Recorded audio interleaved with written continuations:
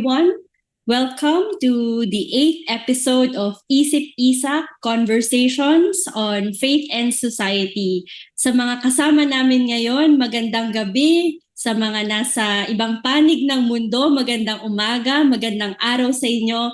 Again, this is the 8th episode of ISIP-ISAK for the year 2023, and it's gonna be another interesting conversation sa araw na ito. And so we encourage you, if you're still longing for friends to join in the conversation, feel free to share our live broadcast. Samahan nyo kami ngayong gabi na ito, ngayong araw na ito sa napaka-interesting na discussion. As you may have noticed for the past 3 episodes, we are going on a series on human sexuality. And today, we're going to culminate that discussion in a very, very open, healthy, and informative conversation with our guests. Bago po yon, gusto ko rin na bigyan tayo ng overview on what ISIP-ISAK or who ISIP-ISAK is. So this is, again, Conversations on Faith and Society, brought to you by the Institute of Studies in Asian Church and Culture, and we are a faith-based organization that serves as a research hub, a training center for churches and communities who seek to impact the society and in a manner that also bears witness to the Lordship of Jesus.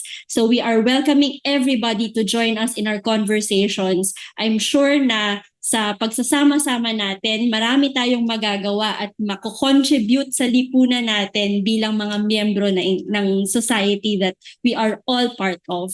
So if you want to know more about ISAK, you can visit our website at isak.global, or you can send us a message because we'd love to have conversations with you even after this broadcast and even probably partner with you along the way. So once again, welcome sa ating conversation ngayong gabi. Just a brief recap of what I've mentioned kanina nga, na tayo ay nasa series on human sexuality. The past episodes, like in episode 6, pwede po natin itong balikan sa ating Facebook page. Last time we talked about the question, and we tried to dive deep into the question on whether God cares about our human sexuality. And we have our guest, Pastor Rolly Victira, who gave us not only a theological insight, but a very grounded one, that he said actually that for him, our sexuality should not be the sole basis of our identity, but our relationship and intimacy with God, our Creator. And you would know more about that if you watched that episode. Along with that discussion, there was even a challenge post for all of us who've been following and watching that conversation, especially people of the faith, to learn to tolerate diversity. So those are just some of the insights that he shared and even posts that probably would resonate with you. So do check that episode out. That's episode 6 of our ISIP-ISAK. And in episode 7, we have heard the story of Cesar Buendia, who shared with us or even echoed that view that for him, sexuality should not be the sole basis of identity. So that's coming from a personal story. Kung gusto nyo malaman kung ano ang kanyang istorya, pwede nyong balikan ng episode 7 ng ISIP-ISAK. And there was also a challenge posed, especially for the church, no? To find it in our convictions to actually be humble and to acknowledge that at some point we may have hurt the community that is now seeking to advocate for their rights. So that's a challenge that we might probably would want to also think about. So balikan natin din yung episode na yon. In your free time, you are free to go back to our Facebook page, check out episode 6 and episode 7. So now we are on episode 8. And by the way, I'm Attorney Richelle, who will be with you in our conversation together with our guest panelists. So, yan, I'd like to encourage you more to share it with your friends, our live broadcast, or even after this, you can share it to your family and friends so that they too will be able to hear, reflect with us regarding this very, very pressing issue and topic that we have been talking about for quite a long time now. So sige, hindi na natin patatagalin pa. I'd like to introduce to you our guests for tonight. So unahin ko na ang isang lawyer na katulad ko and columnist also for Palawan News. He is a law professor and secretary of the UANP Institute of Law. He is also the vice president for legal affairs of the Alliance for the Family Foundation Incorporated. I-welcome po natin, kasama natin ngayon, si Attorney Jesus Joel Marie Arzaga or Attorney Joel. Good evening, Attorney Richel, and good evening to everyone watching and listening our program tonight. Magandang gabi po. Yan. We are happy to have you with us, Attorney Joel. If there are any specific person that you'd like to greet, feel free. Baka nanonood sila kung meron man. My girlfriend is watching. Hello, Attorney Angela is watching us. Good evening. Ayan, wow. So, pwede po kayong mag-comment, huwag kayong mahihiya na mag-join sa conversation natin. Even greet our guests for tonight, actually. Even through comments, and we'll try to read your comments also later. So, welcome again, Attorney Joel. Next up, of course, is ito ay co-alumni ko naman in UP, no? So, Rai Manuzon is a queer young Filipino social development worker and uses they, them, siya, he, him as pronoun. He is the executive director of Pantay or Philippine Anti-Discrimination Alliance of Youth Leaders, which is a registered and recognized youth-led lobbying community that advocates for the passage of gender transformative legislation in the Philippine Congress. And they promote gender equality, respect for human rights, non-discrimination, and non-violence. So let us all welcome Rai Manuzon. Hello po, magandang gabi. Ako po si Rai Manuzon mula po sa Pantay. Ayan, meron ka rin bang gustong specific na tao na nais batiin? Siguro po kung nakikinig po yung mga participants namin, I'm actually here in Cebu. We're conducting a regional equality summit po ng iba't ibang LGBTQ organizations here in Visayas. So magandang gabi po sa ating lahat. Yan. Okay, and mamaya makakasama din po natin who will do the integration of our topic tonight. Of course, the co-founder, one of the founders and the President Emeritus of ISAK or the Institute of Studies for Asian Church and Culture, Dr. Melba Magay. Makakasama rin po natin siya mamaya. So, ayan, we're all here. Rai and Attorney Joel. So ano ba ang topic natin? Bakit ba kayo ang aming mga panelists or guests for this episode? So we will be talking about human sexuality and the rule of law, perspectives on SOGIE. So alam naman natin that there has been a long haul uphill battle, so to speak, in the legislature, wherein SOGIE bill is already being, deliberated, pinag-uusapan. There are many efforts to really have a law that fights for the rights of members of the LGBTQ community. And in the recent years, actually, may almost passage of a bill turning into a law already, but up to now, wala pa rin po tayong law na naipapasa because of ongoing conversations about it.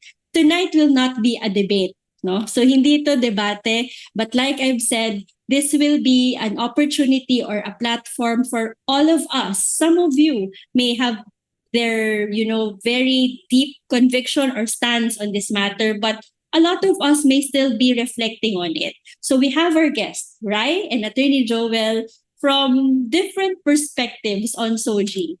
And they will try to share with us where they are coming from, their insights based on their experiences, research, and you've seen or heard about their profiles earlier. And they will be able to share with us what's going on and probably help us have leads. Paano rin ba tayo makakapagsaliksik on a personal basis after this discussion? saan mo gustong luminya. At hopefully, you will be able to study more about it, reflect more about it. So, ayan, excited tayo sa conversation natin tonight, right? And Attorney Joel, we'd like to remind our viewers, no? Tingnan natin kung meron ng mga nagko-comment. Please tell us where you're listening from. No bashing here. This is a healthy conversation. You can share your insights, and if you do have questions, we're also open to getting questions from you, and maybe one of our guests can answer or give their insights as well. So ayan, tingnan muna natin, no, Attorney Joel and Rai, kung sino yung mga kasama natin ngayong gabi. Ayan, so we'd like to greet Kuwa Romel, magandang gabi po. Apollo Mar Bugay, magandang gabi po. So yung iba nahihiya pang mag-comment but they are also joining us. So please feel free to tell us where you're listening from and join us in our conversation ngayong oras na to about human sexuality and the rule of law. So there are two pending bills, no? Of course, in the lower house, in the House of Representatives, and in the upper house, in the Senate. So ito yung mga ongoing discussions, deliberations. So we do have House Bill number 222, introduced by Representative Geraldine Roman. And in the Senate, we do have Senate Bill number 1600. This was proposed, if I'm not mistaken, by Senator Ontiveros, Senator Legarda, or they are the author of this bill, and of course, Senator Villar. So, itong dalawang batas na to on my personal, bill na ito on my personal reading are parallel, I would say. There's so many versions, so many versions. Yung iba, 6 pages, 9 pages, pero ito yung mas magkahawig with, a little variance. But I would say, essentially parallel sila. So, we gave that information. You can check it out. Makikita nyo yan online. Of course, Attorney Joel and Rai won't be able to tell you all the provisions of those bills, but we will go into some details later on as we go into our conversation. So, mag-hello muna tayo. Yan, binibitin natin sila, no? Mag-hello muna tayo kay Vanya Luque from Quezon City. Of course, Ian De Ocampo also from Quezon City. Hello sa inyo. Actually, malapit lang yata sila sa akin. So let's say hello to Vicky from Fairview. And ayan, nabanggit ko na yung iba. So we are happy to have you with us in our conversation. So sige, simulan na natin. I have questions for our guests for our episode, no? So, Rai and Attorney Joel, what do you think is the importance or the necessity of us having the SOGIE bill passed or not? So, bakit ba natin kailangan ito? Hindi kailangan ito? Sa inyong perspective. So, you may probably want to give us where you stand from. Sige, as we go along. Simulan natin kay Rai. Is that fine? Sige, Rai. Sure. Sige. Magandang gabi po ulit. Ako po si Rai Manuzon. Gusto ko lang po munang bigyan ng emphasis siguro on House Bill 222 and Senate Bill 1600 na ang pangalan po ay SOGIE Equality Bill. Huwag natin kalimutan yung equality kasi yun naman yung layunin ng batas. Pagkakapantay-pantay. At tama rin naman banggit kanina ni Attorney Rachel na it's been languishing, matagal na, mahabang proseso na. It's been 23 years actually. So kung anak ko to, malamang nakagraduate na ito. So ganun ang katagal ang nagiging debate at pag-uusap sa usapin ng pagkakapantay-pantay dito sa Pilipinas. At dahil pagkakapantay-pantay ang pinag-uusapan, lahat tayo ay merong SOGIE SC. So ano ba yung SOGIE SC na yon? Briefly, sexual orientation, o kanino tayo nagkakagusto, gender identity or ano yung pagkakakilala natin sa ating sarili, expression ay kung paano natin pinapahayag ang pagkakakilala sa ating sarili, at sex characteristics, yung physical or yung biological na component na meron tayo. At kadalasan kaya natin kailangan ng proteksyon dahil maraming nagkakaroon ng kaso ng diskriminasyon patungkol doon sa SOGIE na nabanggit ko kanina. Oftentimes, ang mga victims ay mga women and LGBTQ. Women kasi maraming bias against women, so especially sa mga workplaces. Mabubuntis, so hindi sila usually na-promote, especially ngayon na may expanded maternity leave na kung saan mas parang nagiging prioritize ngayon yung mga hindi nagiging prioritize, rather yung mga women in their prime years kasi nga mga anak, so may mga ganong klase ng diskriminasyon or experiences na naririnig tayo. At syempre, of course, ang LGBTQ community bilang isang marginalized community, nakakaranas ng diskriminasyon pagdating sa health services, establishment, facilities, harassment, bullying, at nararapat naman na magkaroon tayo ng protection against discrimination. But everyone can be a victim of discrimination on the basis of SOGIE SC, even straight men. So halimbawa, isang lalaki hindi siya tinanggap sa trabaho dahil lang siya ay isang lalaki. So ibig sabihin, pwede siyang protektahan ng batas na ito kung ito ay mapapasa. So dahil lahat po tayo ay may SOGIE, lahat po tayo ay makikinabang sa SOGIE Equality Bill. Especially po ang susunod na henerasyon ng Pilipino. May mga pag-aaral po, lalong-lalo na sa Estados Unidos, may mga pag-aaral na all young people do better in LGBTQ inclusive schools. So ibig sabihin, pag ang mga schools natin ay inclusive, supportive ang kanilang mga policies and practices, at nagbe-benefit po pati rin yung hindi mga LGBTQ. So may mga ganong pag-aaral po, pati rin po sa usapin ng mental health. Pag pinaprioritize natin ang mental health ng LGBTQ, lahat po ng mga estudyante ay napraprioritize or nag-i-increase ang kanilang mental health. Kaya kailangan na po natin maipasa ang SOGIE Equality Bill to be able for us Filipinos to live in a kinder and more accepting society. Yun lamang po. Okay. So taking from what Rai said, it appears na hindi lang members ng LGBTQ as we commonly know it would benefit. So sabi natin dun sa question, why does our society need the passage of the bill? And Rai gave us from his research, his experience, kung ano ang maidudulot ng SOGIE bill pagpasa nito. How about on the perspective of Attorney Joel? Why does our society need or not need the passage of SOGIE bill? Yes, thank you, Attorney Rochelle, and also thank you, Rai, for sharing your position. Well, as human beings, we should not tolerate or we should not countenance any form of violence, discrimination, or inequality, because our Constitution is quite clear in saying that the Constitution, the state, shall guarantee human dignity and the full respect for human rights. And I think any form of violence directed against a person because of his or her SOGIE SC, any inequality perpetrated against a person on the basis of SOGIE SC or discrimination, all of these are contrary to a good society, contrary to what our Constitution mandates. However, all of these instances which are violations of human rights, I would say, are already covered by existing laws. For example, if the root of the problem is violence, we already have laws which amply cover situations in which a person experiences violence. For example, kung yung isang babae ay sinaktan, we have the provisions of the Violence Against Women and Children. For example, kung ang isang member of the LGBTQ community ay sinaktan din, then we have the provisions of the Revised Penal Code. These laws are operative, these laws are available for all, and are accessible for all. The remedies that they have are there.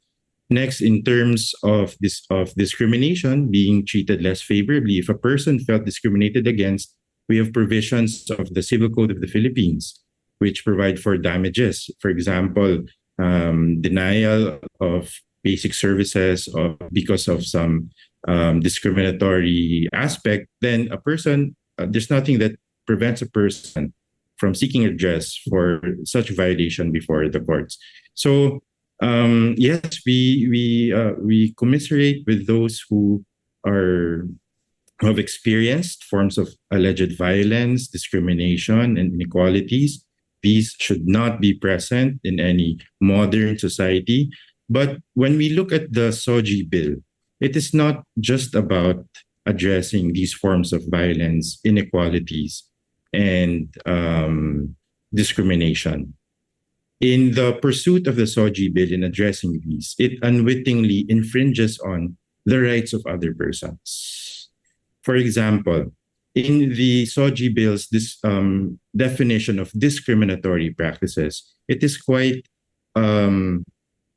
it overreaches, and it infringes upon the rights of other individuals. For example, in the SOGIE bill, there's a provision that prohibits parents from prohibiting their child from exhibiting their SOGIE SC or their SOGIE, I think more accurately, their gender expression. But what about the parental authority of parents, which our Constitution recognizes to be the primary right and duty of the parents? In the SOGIE bill, there's a provision that penalizes persons who deny access to certain facilities that are open to the public.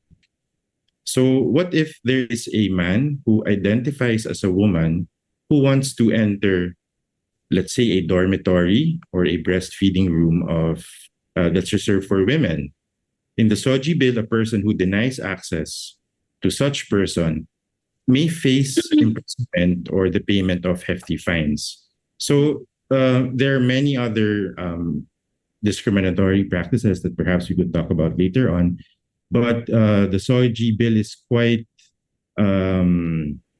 liberal in defining these discriminatory practices, that the rights, the freedoms equally guaranteed by the Constitution, enjoyed by all other persons, are unduly restricted. And then another thing that I think the SOGIE bill unnecessarily delves into is this state-sponsored promotion of a particular gender ideology.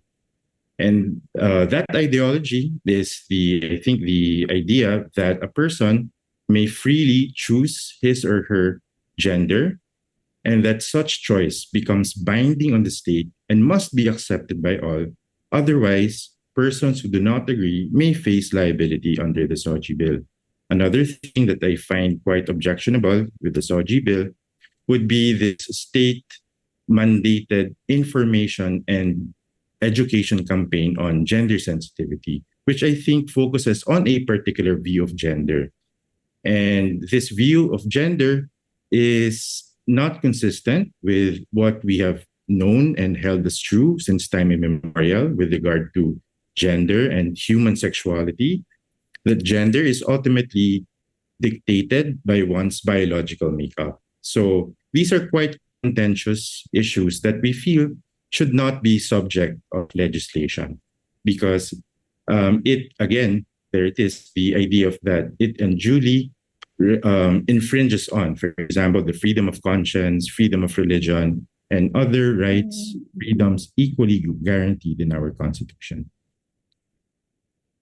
Thank you for that, Attorney Joel. No, what you mentioned, that there are provisions in the proposed bill, in SOGIE bill, that apparently or seemingly infringes on the rights of others. Yun yung nakuha ko dun sa sinabi mo. But what I am taking note from what both of your points, Attorney Joel and Rai, I like yung all of us agrees. I think we're all on the same page that we should not countenance any form of violence, any form of discrimination in a society where we want to be living peacefully with one another and social order. Of course, laws are there for social order, correct? But we all agree, I would say, that ayaw natin ito ng diskriminasyon, ayaw natin ng violence. So doon nag-a-agree tayo. May mga ilang points na sinabi si Attorney Joel, no, yung discriminatory acts and also gender. Maybe I'd like to ask, based on what you already mentioned, sino yung mga makikinabang or probably ma-infringe din yung rights nila. Pero from what you've understood and based on what we have been talking about for quite a long time already, sino ba talaga yung stakeholders nung SOGIE bill. So kung hihimayin talaga natin sa inyong pananaliksik sa mga diskusyon na nagdaan, sino nga ba talaga yung stakeholders ng SOGIE bill? Rai, what would you like to share with us regarding that? Dahil nga po again ang lahat po tayo ay may kanya-kanyang SOGIE SC. Ang isang straight man ay may kanyang sexual orientation ay heterosexual.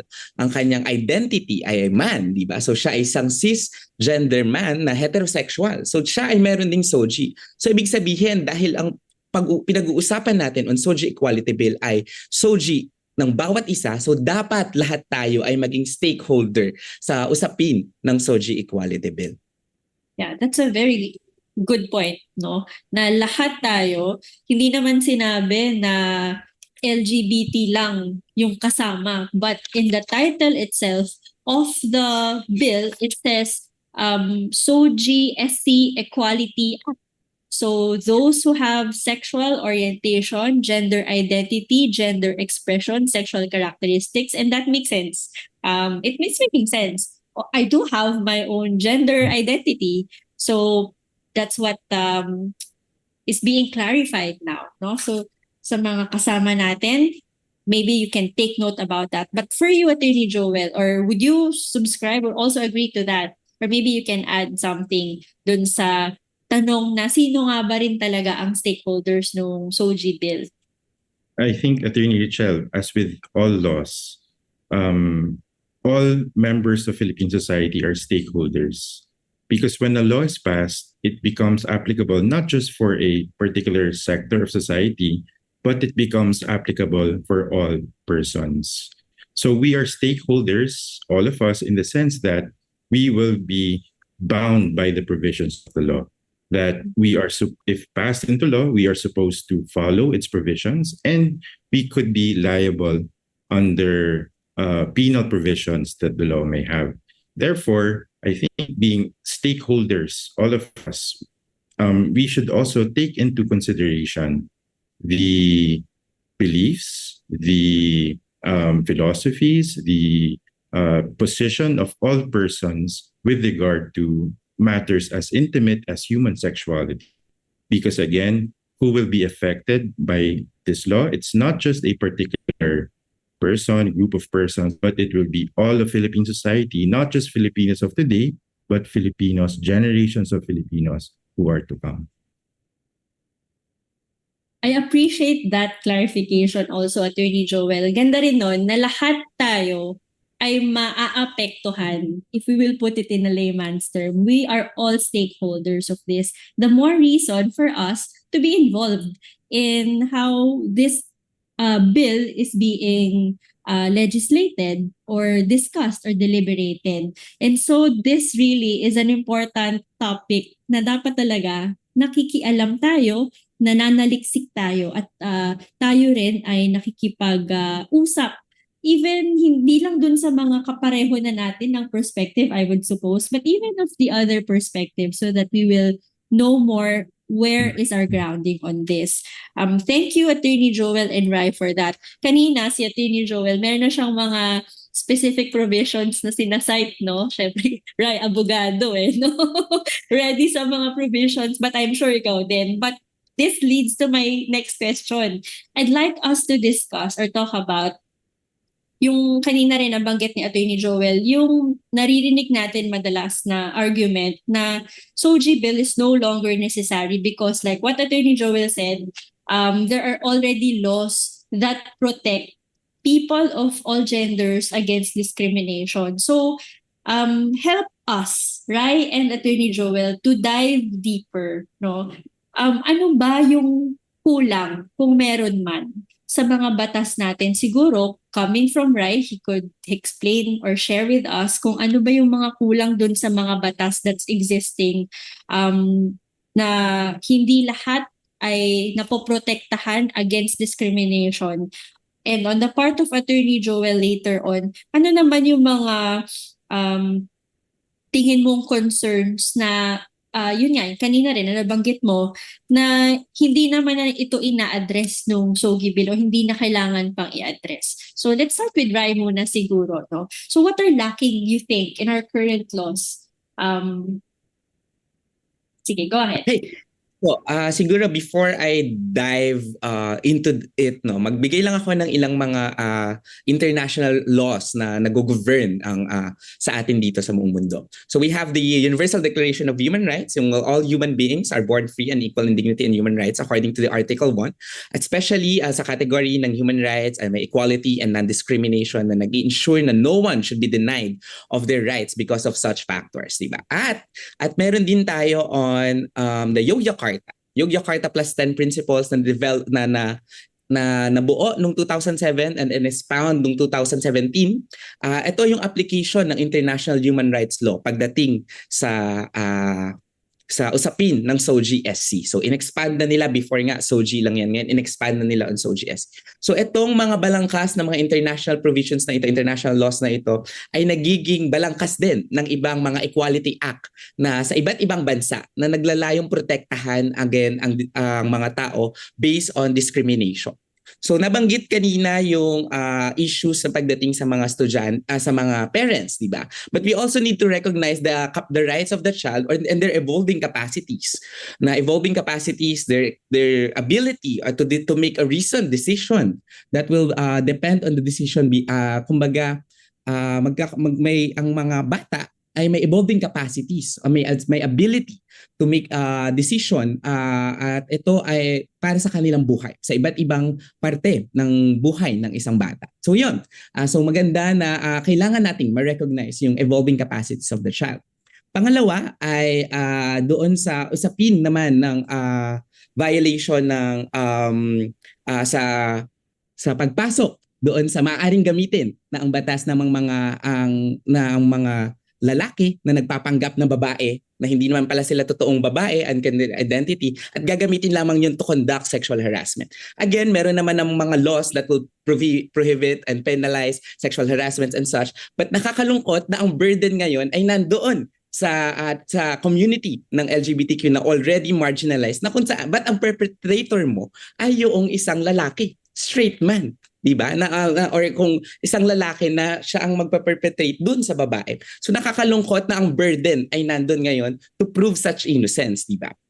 Next po ay ang doon nabanggit din kanina yung sa na mababago ang kultura ng pananaw natin on gender and sex, but and that's also okay kasi nga 'di ba evolving ang konsepto natin ng human sexuality. Before nga ang pagkakaalam lang natin ay bakla, pag bakla ikaw ay isang lalaking pinanganak na ikaw ay na ang iyong expression or kung paano ka mag-express ng iyong pagkatao ay babae sa puso, di ba? Yun nga. Pero ngayon, nire-recognize na natin na iba ang bakla sa trans woman, di ba? So may mga ganong konsepto na kailangan na nating sumabay at mag-update at ito ay nakaangkla dun sa international laws na nabanggit ko kanina. Pangalawa ay at maganda rin i-recognize natin na in prior to the colonial period natin, meron tayong nag-exist na mga gender non-conforming individuals. Some studies, they call them the proto-trans women. Ito yung mga babaylan, katalonan, na kung saan may equal footing. Itong mga taong ito na nag-hold ng positions of power, merong silang spiritual role na ginagampanan. So maganda rin tingnan natin yung ganong aspeto na even before before ng ating colonization ay may ganun ng pagtanaw sa mga gender non-conforming individuals of equal footing, pantay-pantay, walang discrimination. Kaya naman, naniniwala kami dun sa na kailangan pa rin natin ng SOGIE Equality Bill. I can cite an example, and this is very personal to me. A family relative of mine is working as a nurse sa isang private hospital sa amin sa probinsya. At okay lang sa kanila na bakla siya. At he was actually up for promotion. Unfortunately, nung siya ay nalaman na meron siyang boyfriend, ay dun siya natanggalan ng trabaho. So yun yung naging rason kung bakit siya tinanggal ng trabaho dahil siya daw ay may boyfriend. So yung mga ganong instances ng kaso, saan natin to iaangkla? Second ay yung mga trans women na hindi pinapapasok sa mga bars and clubs dahil may konsepto daw na nambibiktima ng mga foreigner or ng mga ibang ano. So again, ang burden na naman ay nandun sa community, no? Na prove their innocence na ang doon sa paglaban, doon sa diskriminasyon sa mga ganong mga facilities, mga public places or private na made available to the public. Second, may mga sa mga hiring processes, may mga discriminatory issues and policies. We've encountered such during an interview na tinanong in a scale of being gay, how gay are you? In a scale of 1 to 10, how gay are you? So yung mga ganitong questions and policies ng mga workplaces ay kumbaga discriminatory. Ano ang kinalaman ng pagiging bakla niya doon sa trabaho na gagawin niya? Diba? So may mga ganong klase ng mga discrimination na naniniwala kami sa pantay na kailangan natin ng isang SOGIE Equality Bill para proteksyonahan, para mas maging komprehensibo at again, ma-recognize natin ang live experiences ng hindi lang ng LGBTQ women, ng LGBTQ community, but rather ng lahat ng tao. Dahil again, may iba't iba naman tayong mga live experiences. So yun po ang sagot ko sa tanong. Mhm. Yeah, while Rai was sharing,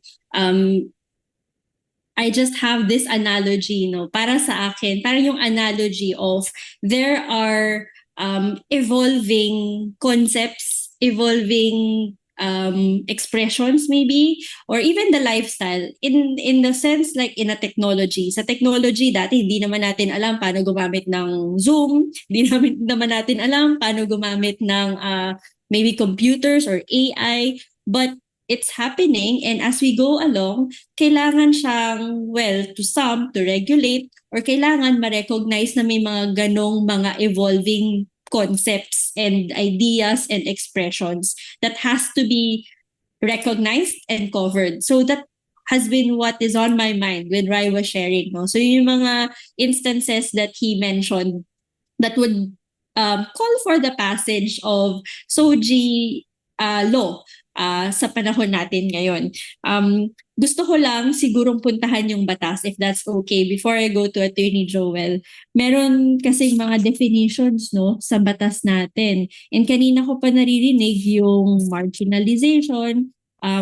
In the Senate bill and in the House bill, both defines marginalization the same way, which refers to a condition where a whole category of people is excluded from useful and meaningful participation in political, economic, social, and cultural life. And that's what I'm hearing from Attorney Rai. Maybe Attorney Joel can tell us if meron nga ba Hindi talaga po ako tayong abogado.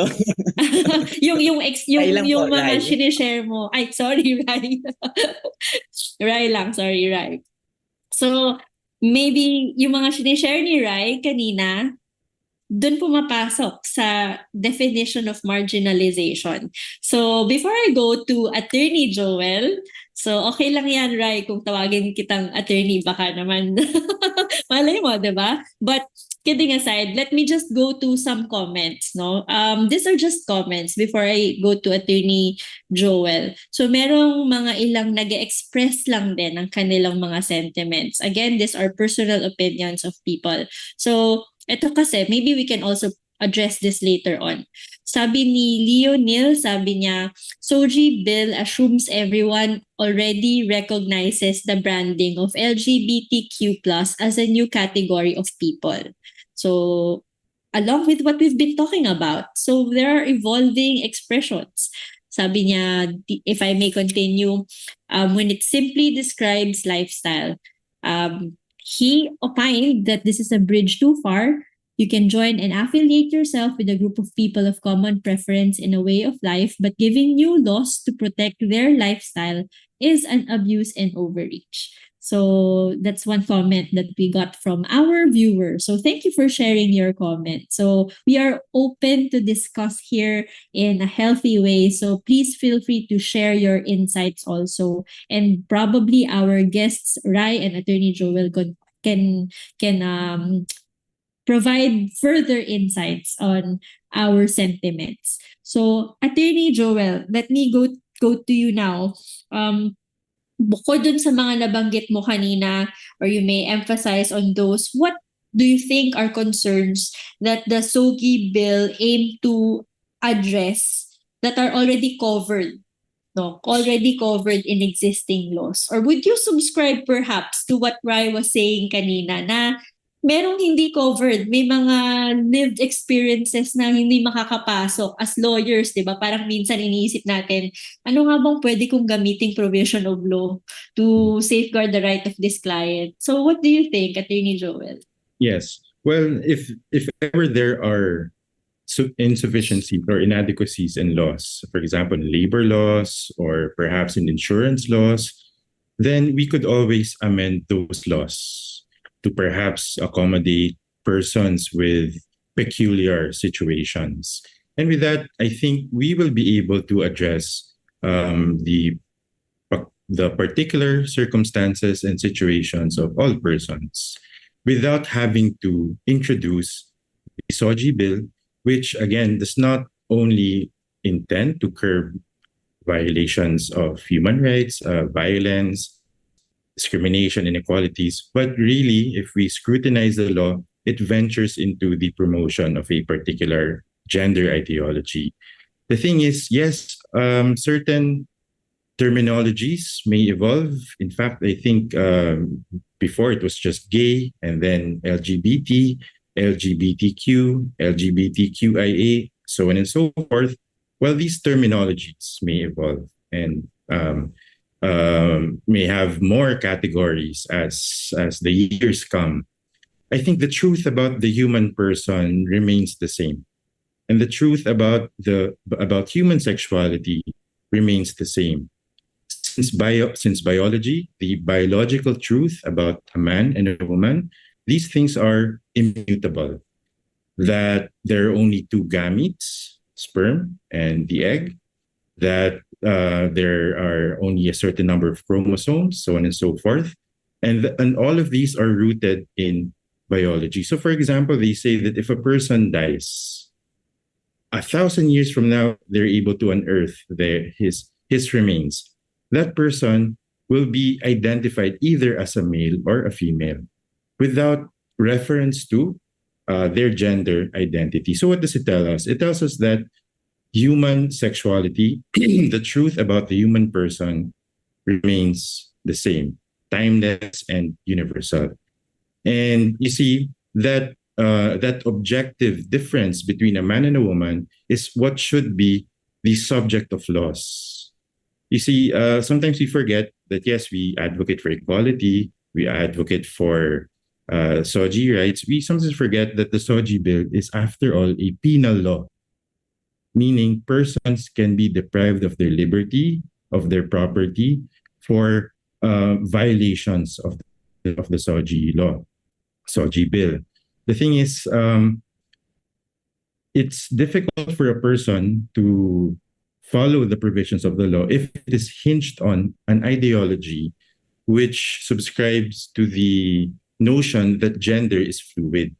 So if you're a person, how then will you know that you are discriminating against a person when gender identity, as defined in the law, is something that is the innermost concept of a person? That's how the law defines it. And this innermost concept of a person is not always externally manifested. So as a person, you will necessarily have to guess as regards the gender identity of a person. What if you get it wrong, right? What if you unwittingly or you unintentionally deny this person access to a certain facility? Then that could mean imprisonment for at least 6 years for you and payment of 100,000 to 500,000 pesos. So as a penal law, I think the SOGIE bill is really infirm because it does not provide for a objective standard that persons can follow if they want to avoid liability under the law. Why? Because again, it is hinged on discrimination on the basis of SOGIE SC. And sexual identity, according to the law, is something that is internal and not always externally manifested.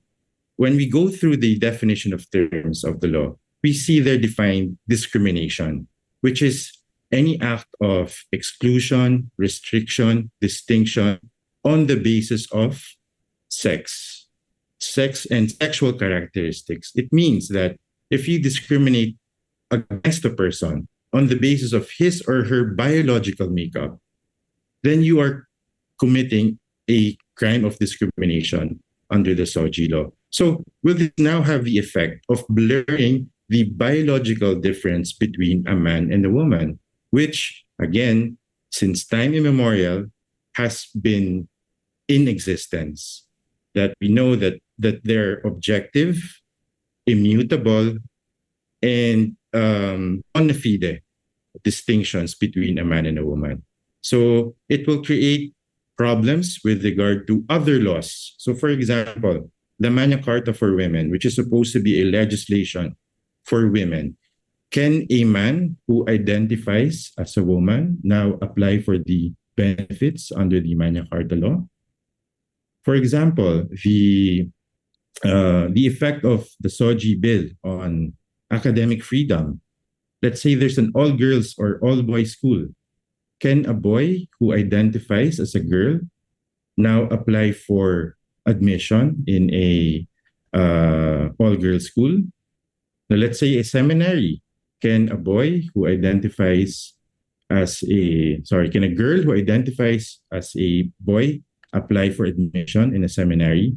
So you see the lack of objectivity of this particular gender ideology would present complications with regard to the implementation of other laws and the exercise of persons of their rights. So if this law is passed, if this bill is passed, it will now force everyone to conform to the provisions of the law. And in a way, it will compel everyone to accept this belief that a man, even though he is biologically male, can identify as a woman, and that such choice should now be respected and accepted by all sectors of society. Respectfully, we feel that this is, again, venturing into a state-sponsored promotion of an ideology and infringes upon values and rights that are also held dear, like freedom of conscience and freedom of religion. Finally, there were mention of international law. Yes, international law has bearing in our legal system, but it does not in any way supersede the provisions of our constitution. As we know, in case there's a conflict between the Constitution and international law, always the Constitution should prevail, being the fundamental law of the land. And the Constitution is not just any legal document. It was crafted by the Filipino people, bringing in our values as a society, who we are as a people, taking into consideration our history, our culture, and in a way, it also serves as a blueprint as to the kind of society that we want, which is a society that is founded on truths about the human person. Okay. Wow, very eloquently explained, no? I'd like to go to what the bill actually provides. If I may just read it for everybody, mention of the term gender identity, gender expression, and also sexual characteristics, because that is the title of the bill we're talking about. SOGIE SC Equality Act. So allow me to read before I probably go into my last two questions for both our guests. So gender expression, under both the Senate bill and the House bill versions, they have the same definitions. Gender expression refers to the way a person communicates gender identity to others through behavior, clothing, hairstyles, communication or speech pattern, or body characteristics. These are things that we can see, no, externally. But there's also gender identity that refers to a person's innermost concept of self as man, woman, or another non-binary identity which may or may not correspond with their sex or gender assigned at birth. So probably this is what Attorney Joel was talking about, na it's not something that we can physically see or discern. So that's where Attorney Joel was also coming from. There's also a definition on sex characteristics. I think it's important for us to take note of that also, which refers to a person's physical traits that indicate their biological sex, such as chromosomes, external genitalia, gonads, hormones, and internal reproductive organs. Traits present at birth are called primary sex characteristics, whereas those that develop during puberty are called secondary sex characteristics. So that's for everyone's information so that we have a grounding on what was being discussed sa atin na this will be the basis of the bill that we're talking about. No? Interestingly, sinabi nga ni Attorney Joel that this is a penal law. I'd like Rai to all probably comment on that. Kasi being a penal law, it means you can be imprisoned or a fine can be imposed on you. And under the Senate version, the penalty here, the fine could be 100,000 to 300,000, just to cite a few. And there's also imprisonment that could be not more than 6 years. So, yeah, dito yun sa Senate bill. So, what can you say, Rai, about this? Then I'll go to my second, last two questions siguro. It's great na na-mention po yung concept ng penalties. Actually, nakikinig naman po kaming mga advocate. And dito sa mga cases na to ay binabaan na rin. May ibang versions ng batas na ang penalties ranges from 5,000 to 30,000 or community service for minor offenses. Included dito yung konsepto ng pagkakaroon ng gender sexuality training para mas maging respectful tayo in how to address. Nabanggit kanina yung possible na scenario, no, na what if mali pala yung pag-address mo and makukulong ka. Hindi usually ganoon, especially if you're talking to an advocate. And as an advocate, we always ask, how can we address you? What can I call you? And then yung mga simpleng small things na ganung mga point for respect ay sobrang mahalaga na. So yung mga ganong bagay, it should also be practiced. And that's why kanina, dun nga sa introduction ko, I introduced my pronouns, my aking mga chosen pronouns, so that you can address me using these pronouns. So yung mga ganong bagay ay makakatulong para sa atin, no? Second, yung mga major offenses, eto na yung talagang mga diskriminasyon na maaaring gawin ng mga korporasyon, kaya may imprisonment kasi nga ito ay systemic na, no, polisiya na siya, kumbaga institusyon yung mismong nang-discriminate laban sa isang tao. So kumbaga hindi na ito issue ng discrimination from a person to another person. Kaya lumalaki yung para bigyan ding ng bigat yung batas for the institutions to protect equality, to ensure that everyone will not be discriminated regardless of their SOGIE SC. At ina-expand din naman dito sa batas na ito. More than that, ina-expand din dito yung konsepto ng redress mechanisms, no, na kung saan ang mga women and children's deaths ay mag-i-include na ng mag-a-attend ng SOGIE-related cases na ngayon ay hindi rin nila alam kung saan iaangkla. Ang pinakamalapit na lang before ay ang Safe Spaces Act, RA 11313. Pero until then, dahil relatively new in my experience, may ilan pa ding mga local police na hindi ganung gamay pa kung paano gamitin ang Safe Spaces Act. At ito ay focus lang on transphobia, biphobia, homophobia, mga misogynistic slurs. So kumbaga gender-based violence in street public places at hindi ito yung konsepto ng discrimination pa. So kumbaga mas pinapalawak talaga nung konsepto ng ang SOGIE Equality Bill natin. And that's also good. There's nothing bad to it kasi nga may iba't iba din tayong range of realities.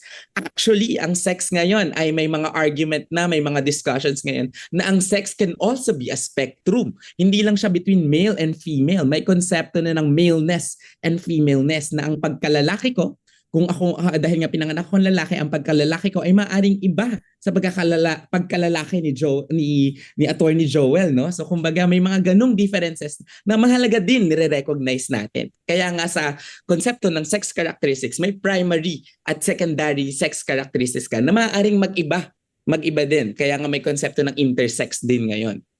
Mhm. Okay. Wow, thank you for that. No, it helps us balance things. No, meron tayong mga leadings pero nakikita natin kung ano ba yung sagot na or posibleng kasagutan dun sa mga concerns. And it would be good if all those concerns from both perspectives or both sides could be really addressed. No? Down to my last few questions, hindi sapat ang isang oras. Alam ko na sabi natin we'll be strict with the time and we will be faithful to that. Pero I am really hoping that this is leading our viewers, our audience, even those who will watch the replay or maybe our podcast to continue on reflecting on this topic. So as you know, here in ISIP ISAK or in ISAK, there are those um, who really value, their faith expressions. So I'd like to ask this from that point of view. So as people of the faith or as Christians, if we can use that term, um, for you, Rai, and for you, Attorney Joel, why should we support or advocate or not support or not advocate the passage of SOGIE bill? So, from your experiences, and maybe it could come from your personal point of view, we would also appreciate that. What can you say about it? Why should we advocate or not advocate for this bill? Let me start with, sige, Attorney Joel.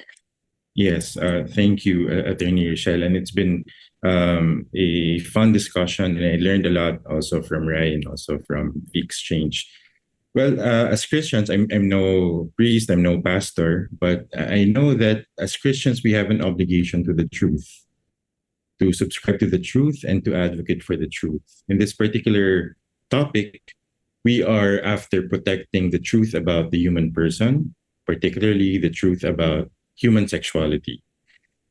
But of course, truth must also come with charity, and I think this is the point in which we journey with our brethren from the LGBT community, because there are really instances in which they are treated less favorably, they are discriminated against, and they are hurt simply because of the fact that they are LGBT. Such conduct is inconsistent with being a Christian. And as we accompany them, of course, we also offer to them our belief and our conviction in the truth about the human person, that a person was made by our Lord, by God, as male and female, and that such truth is immutable and it is deeply rooted and ingrained in the human person. And it's something that I think must be protected at all costs, and must be reflected also in our legislation. And it should not be threatened or jeopardized by any other legislation that does not take into consideration that truth about man. Wow. Thank you, Attorney Joel. How about you, Rai? Again, thank you, Attorney Rachel, no, Attorney Joel. I'm also learning a lot again as an advocate kung paano ba din natin i-address yung mga ganitong concerns. And these are valid concerns na hindi naman natin to hinahayaan na lang. To tell you honestly, I'm not a practicing Christian anymore. But I grew up in a very traditional Christian family. At member kami, ang pamilya namin, ng iba't ibang mga church groups. I grew up as a youth leader before, youth leader ng mga church group before, leading prayer meetings, gatherings, ganyan. And I was taught na ang si Jesus, ang maraming sinasampalataya ng most Christian, no, nagsusubscribe. And he was killed for two reasons. One is he lived and died for those who were considered rejects, outcasts, and deemed unacceptable ng society. So wini-welcome niya yung mga kinukonsidered ng society na mga reject, outcast, di ba? Yung mga unacceptable. Wini-welcome niya ito. At ito ay mga nakikita natin sa iba't ibang mga storya sa Biblia, no? at sinusurround niya ang sa kanyang sarili ng kanyang mga follower. For example, mga prostituted women, tax collector, at iba pa na mga tao, no? At kung titingnan natin ang buhay ni Jesus, siya ay lagi siyang kasama niya ang mga inaapi, ang mga nadi-discriminate, ang mga nire-reject ng mga taong nagki-claim na kilala nila ang Diyos at kilala na ang batas. Pangalawa, ang si Jesus, natutunan ko ito sa aming Christian living classes, sa mga Sunday church meetings namin, na si Jesus, he usually challenged the law, no, in its interpretation and application. I remember one time nagalit siya sa may storya na nagalit siya doon sa dahil nang ino-oppress na yung mga Jews, no, mga Hudyo, at kung saan nagagalit siya. So patuloy niyang challenge ang mga laws at mga norms na kinakaharap ng mga na-oppress na ng mga tao. Gusto ko rin dagdagan yung sinabi ng katotohanan, no, ng truth. Ngunit gusto ko rin tanungin sa ating mga nanonood, sa ating mga sarili, ang katotohanan ba ng aming mga lived experiences, ng aming mga range of realities, ay hindi din ba natin siya mako-consider na katotohanan? So kumbaga, hindi ba dapat panahon na rin para palawakin natin ang konsepto natin ng katotohanan? At siguro yung question, ano ba yung most Christian or most Jesus way na gawin natin? Ito ba ay ang pag-continue natin na mag-oppress at mag-discriminate ng mga kapwa natin, kapwa Pilipino natin, kapwa kapatid natin sa pananampalataya? Maraming mga LGBTQ ang naniniwala pa rin sa Diyos. Or panahon na para protektahan din natin ang kanilang mga lives, dignity, mga karapatan, di ba? At siguro ang panghuli ko na lang na mensahe, as Christians we are taught to love, di ba?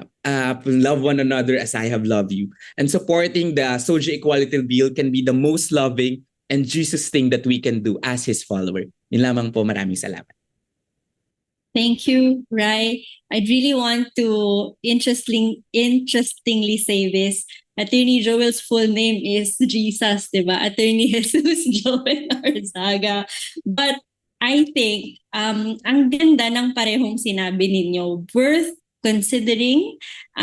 Hindi ito totally contrary to each other, but what you both said are actually supposed to be something that we should all reflect on, ask ourselves if I'm really advocating for the truth, if I'm really living it out as how Jesus lived it out. So, hindi sapat ang isang oras para masagot natin ang mga siguro marami pang tanong sa isip natin patungkol dito sa usaping ito. Pero maraming salamat, Attorney Joel and Rai, for sharing not just your research but also your personal insights. I would suppose, and I'm quite sure, galing din ito sa mga karanasan ninyo. Maraming salamat muli. We appreciate you. To our viewers, I know you learned a lot. You've learned so much. I hope that we all have open ears, listening hearts when we were listening to both our guests tonight, no? I'd like you all to give your appreciation to both Attorney Joel and Rai for joining us in this discussion. Thank you once again. And for our integration, no, let us call on Dr. Melba Magay, who will give us an integration on what we've discussed so far. She once again is a social anthropologist and consultant to ISAK, and I'm sure that she could give us the cherry on top dun sa discussion natin ngayong episode na ito. Dr. Melba? Salamat, Attorney Joel, si Rai as well. Thank you for the very rich na mga insights into this issue. Siguro in the interest of time, I just want to pick out some of your themes na nilabas. Number one is yung issue ng what is the creational absolute reality? Yun yung sinasabi ni Attorney Joel, no? Now, there is a sense in which yung issue ng notions natin ng gender, actually, on what is maleness, what is female, is is culturally defined. Natingin ko, totoo rin yung sinasabi ni Rai na na-evolve ito eh. But at the same time, we also need to say na merong creational give and set. Sabi sa Genesis, male and female, He created them. And I wonder whether in fact yung construction natin ng gender identities, no? Plural, no? Na nag-evolve are really products ng ating imagination rather than creational na given. In other words, it's a reality we need to live with, no?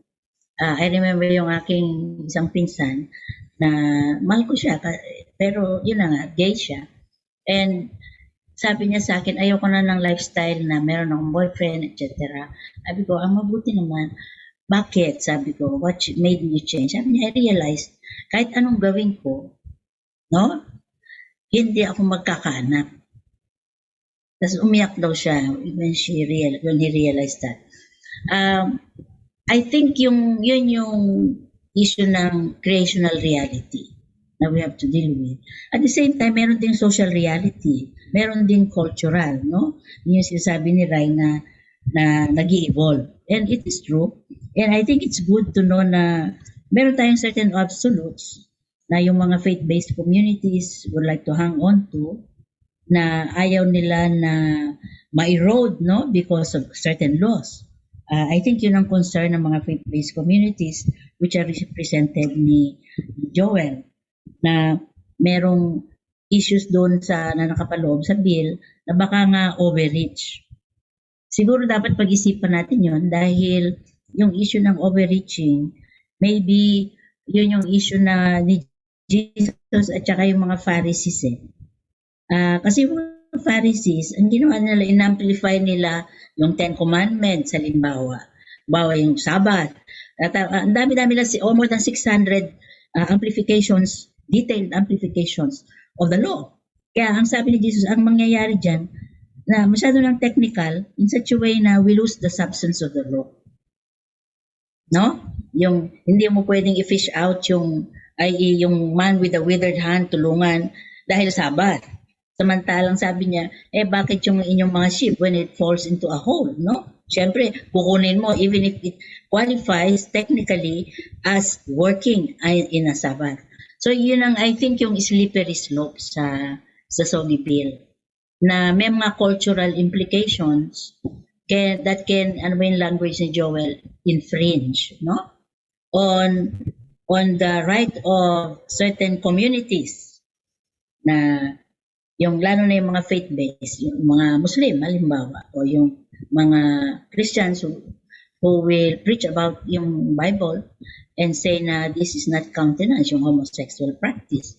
But at the same time also, dapat pakinggan din natin yung ating mga LGBT who say na in reality, ang social natin ngayon is such na maraming discrimination talaga sa women at saka sa mga gay. And I think as Christians, it's important na i-affirm natin yon na because this is a justice issue, kailangan insofar as it stands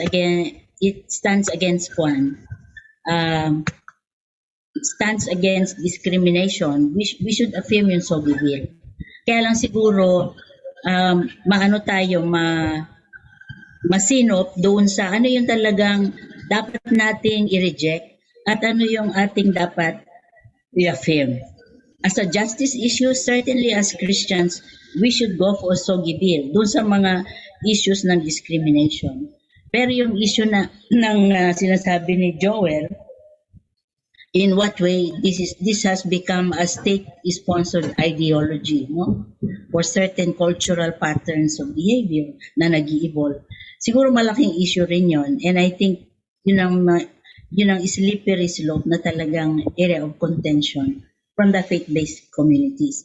Pero I think, Rai, salamat sa mga advocacies ninyo, no? Na for equality, for non-discrimination. Talagang ang Christian should stand behind that. And at the same time, yun na nga, i-respect din yung rights ng faith-based communities when they are talking about their belief systems. Insofar as publicly, it does not lead to discrimination or violence or any kind of the, violation ng human rights ng mga tao. Sino man sila. So siguro, salamat sa inyong dalawa. Thank you for the things that you have said. Hindi ako lawyer, ako social anthropologist, but I appreciate yung legal perspective ninyo. Siguro totoo rin naman na we cannot legislate ultimately ang morality. Siguro yun ang dapat na i-avoid din natin as evangelicals dito sa mga religious right, no?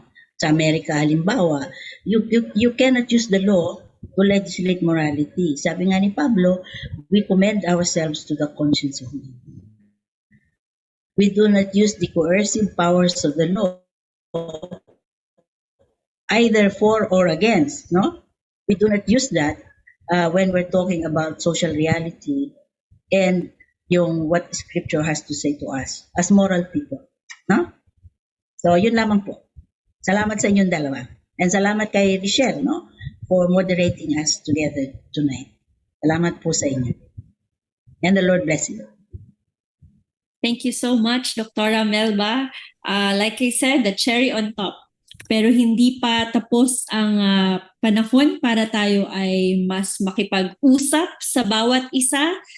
Patuloy nating saliksikin kung ano ang sinasabi, hindi lang ng experiences natin, pero ano rin ang sinasabi ng truth na kanina rin ay ibinahagi sa atin o ni-raise sa atin as a very important aspect in our Christian walk. But once again, this has been a very interesting, healthy, and eye-opening, and I would say heart-opening. Sana sa mga nakikinig po sa atin, we may have convictions or leanings already, but still listening with an open mind and open heart would help us address each other. Like what we've said, we have the same goal of working against discrimination, violence, and that's a basic human right that we should all recognize and live out. So muli, ito ay pagkakataon para mas lumalim sa pananaliksik at pakikinig at pagdarasal patungkol dito sa concern on human sexuality and the rule of law. So you can listen to this episode in our podcast, which will be released next week. So you can tune in our Facebook page para makita nyo po ang link sa Spotify because we will put this into a podcast. So once again, we thank our guests tonight, Rai Manuzon and Attorney Joel Arzaga, and of course, Dr. Melba Magay. So sa susunod po na conversation natin dito sa ISIP-ISAK, we will go into a new series dahil Mayo na. Abangan po ninyo. Ang pag-uusapan naman natin, we'll talk about also a very important sector of our society, migrant workers. So there will be a series on the rights of migrant workers, personal testimonies also of some of them. Maybe we can hear them and know for ourselves ano nga ba talaga ang sitwasyon ng mga migrant workers natin sa panahon ngayon. So sa susunod po yan na mga Thursdays, abangan po ninyo. Maraming salamat sa pagsama sa amin ngayong oras na to sa ating conversation at lahat po tayo ay patuloy na maging bukas at makipag-usap sa bawat isa para tayo ay sama-sama natin na ma-achieve kung ano yung goals natin for the society where we all live together. Once again, thank you. This is ISIP-ISAK, Conversations on Faith and Society. Ako po si Attorney Richelle at magkita-kita po tayo sa susunod. God bless you. Ingat po tayong lahat.